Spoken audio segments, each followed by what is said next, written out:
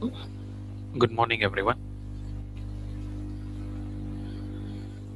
The last things that you have discussed in the last session is about coordination and cooperation. Like, so earlier we were talking about a topic called motivational theories, where we have discussed 5 motivational theories, and then after this motivational theories, we were talking on direction, right? After this is a part of direction, and next to that, we have moved over to the next part called control, right? And in today's session, we will be talking on managerial control. I mean, it is the process, I mean, the control process which is being involved in the managing the things. See, how come a manager can control the activities? How come he can control the activities that the team is taking over? How can he improve better performance in achieving the organizational objectives? And that is introduction to managerial control. And you can see control is an important just give me a minute. Yes, fine. So you can see here, control is an important concept and process in management. So I can relate two things. So one is let it be control. As I told you, I can relate two things. One is control and the other one is freedom. Okay, right. So if I talk about control, why I need a control activity in the project. So what is the need for me to have control? See, when we talk, there are few things like in earlier days, when olden days, people usually get into control only when the thing goes wrong. Like for example, so as the children you start growing up. So once if there are any wrong turns in your life, just give me a minute. Okay, so we are discussing about the two terms, control and freedom. So earlier people used to have this control, like when you grow up like a children's. So once when you met with any wrong turn, when you met with a problem, then parent will be taking control of you, right? Similarly, even in the project or in the work. So when something goes wrong thereby, then people will talk on like controlling that particular activity and to make sure that it goes in the planned manner in the further future. But the basic thing is, if you have proper control towards the activities from the beginning to end, at any stage things will not get go down, other things will not get failed, right? So things will be get carrying in a smoother manner. So it is thereby to understand that control is most important, and whatever the plan that we do, like if you take project of planning, and just planning, efficient planning will not be that much effective, right? So your planning will be effective and efficient only when that is tracked and controlled, and that is the role of control. And when you talk about the freedom, so for example, if I'm being a manager and if I was being supervisor for a group of people like 10 to 20 people who are working under me, and other two things, I can make them to work with strict control, and the other thing, I can make them to feel free in their work. I mean, I can give them certain freedom in making them to do some works. And if you give that freedom and liberty, so then you can expect the people to do the works in a better manner, instead of just keeping on controlling them in a single land. It is always better to go with control and freedom, and that is why like control and freedom is always just a parallel path. Okay, so control is something like checking current performance against predetermined standards.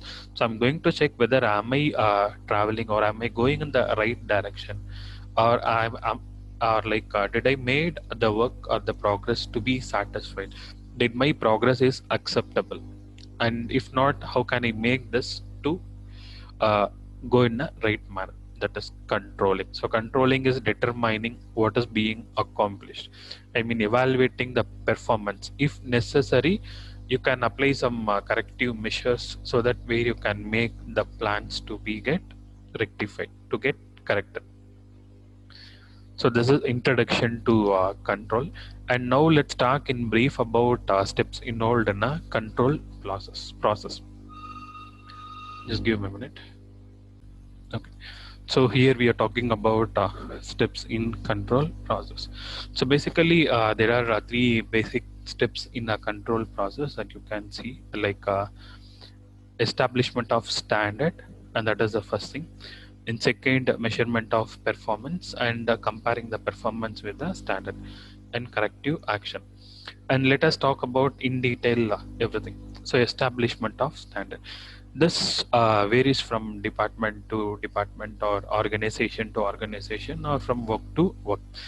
So however, like for example, establishment of standard, you can see some certain activities. So whatever the work that we do should have certain standard, right? So we want the activities, we want the work to be better, and we expect the work to be always quality. So we look for quality works. So if there is no proper quality in the work, that work will not be recognized. And earlier when we are talking module 1, so there we have used a term called metrics. And whatever the metric we do, or either it may be whatever the work that we do, it may be a service or it may be a work towards the company. At the end, whatever the work that we have done should be measurable, and that is like metrics. And to measure that, you can have certain terms. Those are the certain terms or attributes, or what is called parameters, and those are called as metrics in that case. And here you can see like physical standards. So in maintaining the physical standards for each and every unit of work that has done, the production can be done based on hour. And cost standards, so this is something almost related to payment, or related to like how we are expending, how we are expensing towards the materials, or towards employees, to the peoples, all these things. So cost standards as a direct and indirect cost per unit. And revenue standards such as sales per customer. Like if you want to know the quality, standard level, you can see earlier when the KFC was opened, and initially it was just opened with few branches, and later on, if you see now, almost in all parts of the city, KFC was established. So it is maintaining its standard level. So earlier, if you talk about the number of users, the number of customers of KFC, and if you compare it with the present number of customers, it will be multiple times. It will be more than 5 to 10 times. And that is where its standard level is getting improving. Its standard level is getting moving towards the next stage. And capital standards such as like the rate of return, the capital invested, whatever that we have made towards the project. And intangible standards such as competency of managers and employees. This is also comes into account. Like if you have proper skilled people in the work, then you can expect the standard work. If you don't have a proper skilled people in the work, then it is not no, that is no way we can expect the quality job, the quality work from the employee. And that is establishment of standard. Once if you have done with a quality like a standard, then the next thing is you need to compare your work with the exact expected outcome. I mean to say, like whatever the activity that you are doing currently now, the activity or the work, that has to be get compared with the outcome. So what is that I'm going to reach at the end, what is my expected outcome at the end, that has to be get compared. Or I can just call myself as like assessment. Okay, that is, I'm just assessing whether I'm doing the things in the right manner or not. And if not, then I should control it by applying some strategies. And that is the role of control in this control process. And second thing, measuring and comparing actual performance with standards. And here the second step in the control process is measuring the actual performance of individuals, as well as we need to measure the performance of individuals and group of units, and compare this with the standard levels, whatever the standard that we have established in step 1. So for that, it has to be compared. So as I told earlier, again you can see here it is quantitative measurement, right? Almost we need all the works to be done to be immeasurable. We need all the result to be in numerical terms. It should not be like I've done this work, I've done this work. So what sort of work have you done? What is the quality of the work that you have achieved? So what is the outcome that you have made towards your work? So all these things are talks in all these things are more important in measuring and comparing actual performance with standards. And this also will make evaluation very little easy and simple. And when you talk about performance, performance in terms like in terms of employee, and performance in terms of the system, performance in terms of the work, performance in terms of quality, all the things has to be get addressed. So performance should be measured in terms of attitude of workers, frequency of strikes, and morale of workers. So a proper company or a clear company is that which makes the employee to feel satisfied in doing the job. So they should never feel that being unsatisfied or dissatisfied in the job. They should never bring a thought that they want to leave the organization. And if you make the employee to be satisfied in reverse, I mean in turn, the employee will be working in a dedicated manner, and he will set the standard level for the company. And third, taking corrective actions. So that was I'm talking about in earlier. People used to have something control activities, some control strategies only when the thing goes wrong. But the thing is that if you have the proper control on the activity that you do, then the thing will never go in the wrong path. Okay, so this is the final step in the control process, is taking a corrective action, so that the project or the work may not deviate from the objective of the organization or from what we are trying to achieve. Fine. So this involves taking certain decisions by the management, like pre-planning. If something goes wrong, I can reassign. I mean, if something goes wrong, I can reassign, or I can change certain people in doing that duty, or I can change the process of selection, or I can change the training of workers. Some cases, if I found any defective in my work, I can reiterate again from the beginning, or I can reiterate from the middle stage of the project, so that where I can make where I can bring some profit at the end. So where in turn I can make my project to grow in a right manner, where I can see my graph always goes up, should never fall down, right? So Joseph Massey has pointed out that manager may commit two types of mistakes. So this is quite common mistakes. The first thing, he may take action when no action is needed. Some cases people with the intention, like they will not be doing with intention, but with the present scenario or situation, they are supposed, they will, I mean, they might thought about some kind of things that happens, and they used to come out with some actions. But I mean to say, like taking actions in the wrong place. That's what I can convey from this. The first mistake is where like taking decisions or taking certain action when it is not required, when everything is going smooth.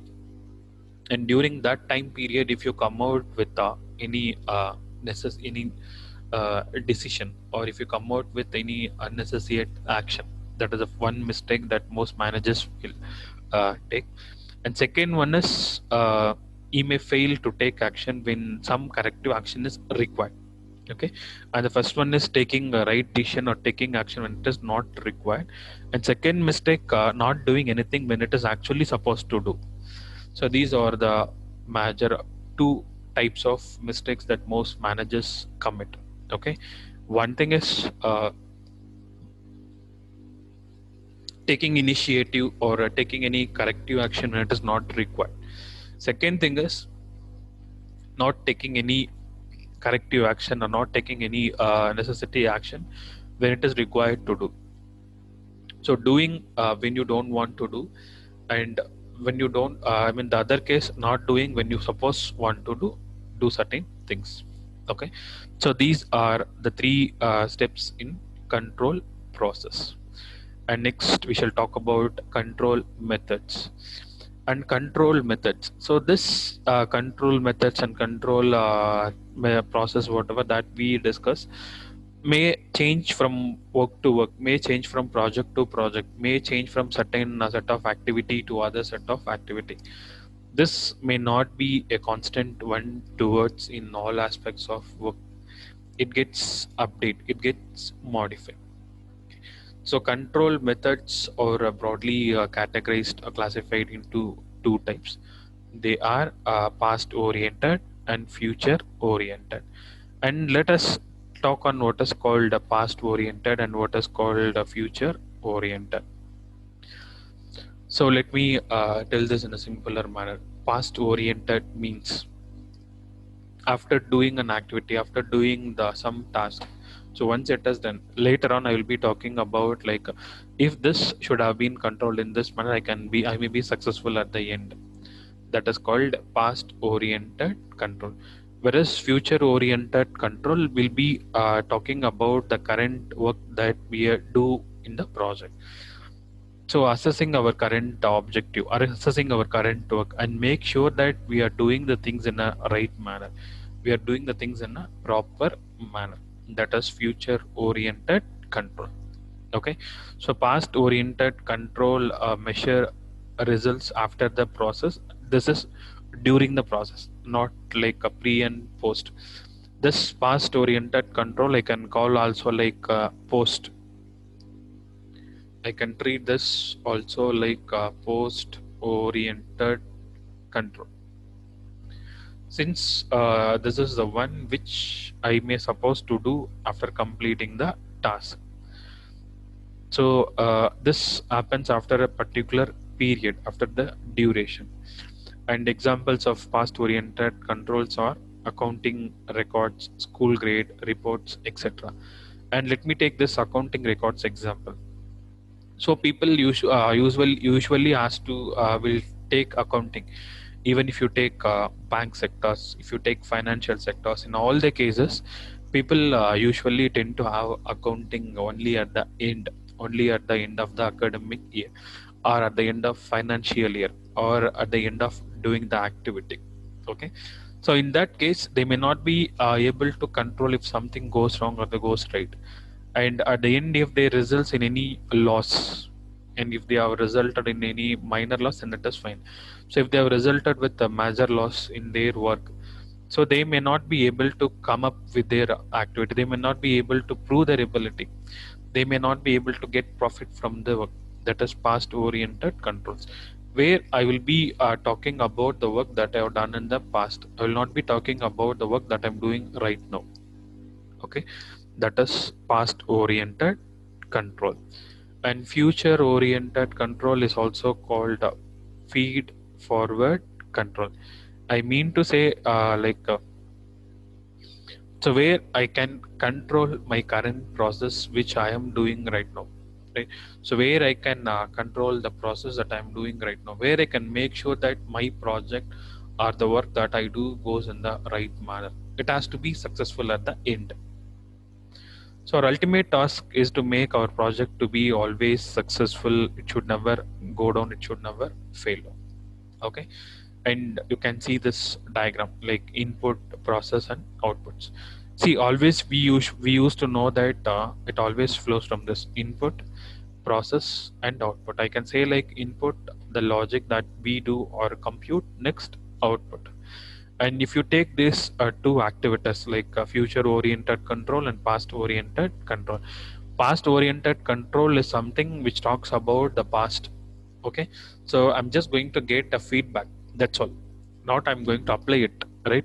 Not I'm going to apply it to the system.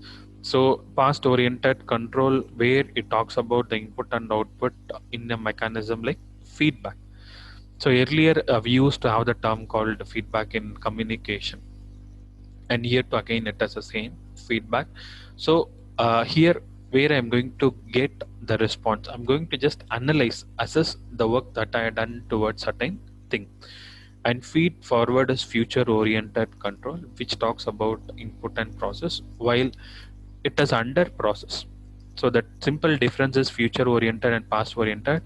Past oriented talks about the works that we have done in the past, and future oriented talks about the work that we presently do. So whenever we talk about the work which has been done in the past, so what I can do is I can just provide my feedback to the work that I have done, so that the next time I can make sure that my project or the work that I do goes in a smoother manner, or I can assure myself that the work goes in the proper right direction. Fine. So this is about control methods. So I hope with this we are concluding module 2. Okay, so let me revise the topics of module 2 in short. So module 2, there are two major things. I mean to say there are two major topics. One is direction, or you can call it as like directing, and second part is controlling. So in direction, we have started with the first thing called what is direction, or what is mean by directing, and how can I direct a person? How can I instruct a certain people in doing an activity? How can I insist them to work on certain work? Okay, and how can I expect them to achieve the industry, or what I can call like a company's objective? Direction. So once if I talk about direction, like I'm going to be a director, or I can call that as leader. And the next thing is what is called leader. So once if I talk about a leader should have certain quality, right? The leader should have certain quality, should have certain policies, should have certain skills that I can call as like leadership styles. Okay, so there we are talking about a few leadership styles. And next to direction leadership, we have talked about something called motivation. What is the necessity of motivation? Why do we need to motivate? Why we should encourage the people in doing the work? So what makes the motivation? So what the motivated people does? What kind of result, or what kind of feedback, what kind of work I may expect with motivation? Okay, and that then we have talked about motivational theories.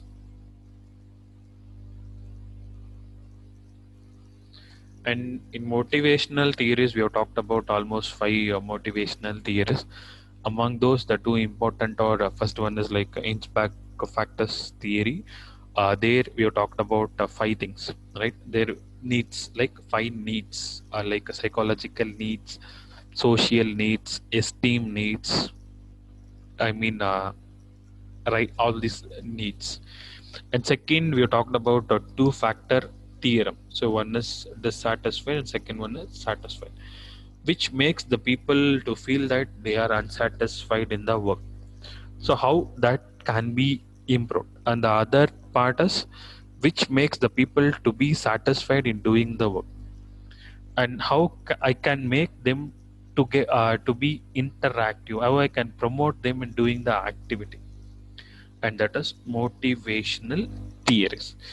And next to this motivational theories, we have talked about coordination,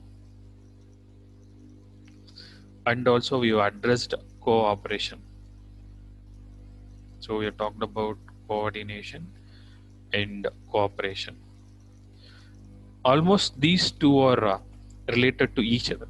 So if you want to coordinate people, they should cooperate themselves to coordinate. So without cooperation, we are unable to achieve coordination, and we need to coordinate people in a proper manner. For that, they need to cooperate in doing or achieving certain activity. So that is coordination and cooperation, right? So coordination and cooperation. And second, we are talking about controlling, or simply you can call it as control. So here we talk about controlling or control. So in controlling, we have talked about what is control, when we need the control to be done. So don't think that like control is required only when the things gets diverted, or only when the things go wrong. So control is required in almost all the times when whatever the work that we do. And parallelly, we should keep on assessing the work that we do, and also we should make sure that everything is under the control. And you talked about steps in the control process, right? And first step towards this is establishment of standards. And first step towards this is establishment of standards, whatever the standards that I have stated. And second step is I will be comparing, that is measuring. I will be comparing, measuring whether I have made certain standards whatever that I have stated, or I have done, I have satisfied, or I have fulfilled the customer requirements or needs. That is the second one. A third one is will be taking corrective action. If something goes wrong, what are the corrective actions that are taken, and how can it be made recovered in a proper shape? How can I reshape it? How can I redesign? How can I reinvent? And the last is control methods. So control methods are only two categories. One is past, or it is also called post control method. So past oriented control, and second one future oriented control. Okay, so these are the two things. One is past oriented control, second one is future oriented control. And in addition to this, we have discussed about one more topic called communication, right? Communication. So when communication, the most important thing is medium. So if we are communicating orally, then we need a language. So the language that we choose to communicate between the sender and the receiver, both of them should be known with the language that they use, right? So second, and here the important things are sender, channel, or it is the medium, and receiver. Okay, and here we have talked about one more term called encryption, decryption, and here we call it as encoding and decoding. So encoding is something whatever that I want to communicate to the other guy, the thought or the idea that I have in my mind. So I'm going to just pass the information, exchange the information idea with the other one. So when that idea goes out from me like a source, I'm going to the source host, right? So that will be get converted into some manner. I can call it as like a plain text, whatever the data that I'm writing will be in plain text. That will be converted into ciphertext. I mean, it is a text which can't be readable by humans.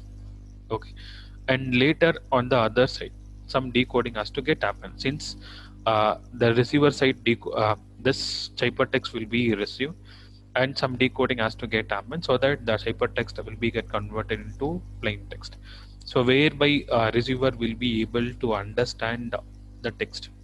He can understand the message that is exchanged. He can understand the data that is being transferred.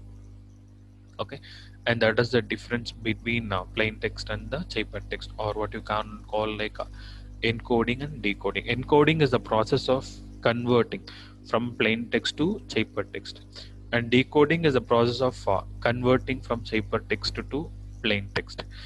And in addition to this, we need things to be always secure. Security is more important in communication. So whatever the data that we are interested to transfer, we are interested to communicate, at the end we need a proper secure channel. We need a proper secure medium or mode through which I can communicate the things, through which I can pass the information. Okay, and this is about communication. Fine. So this is the overview of the topics that we have discussed in module 2. So with this, I'm concluding module 2, and later in the next week we shall start with module 3. Thank you.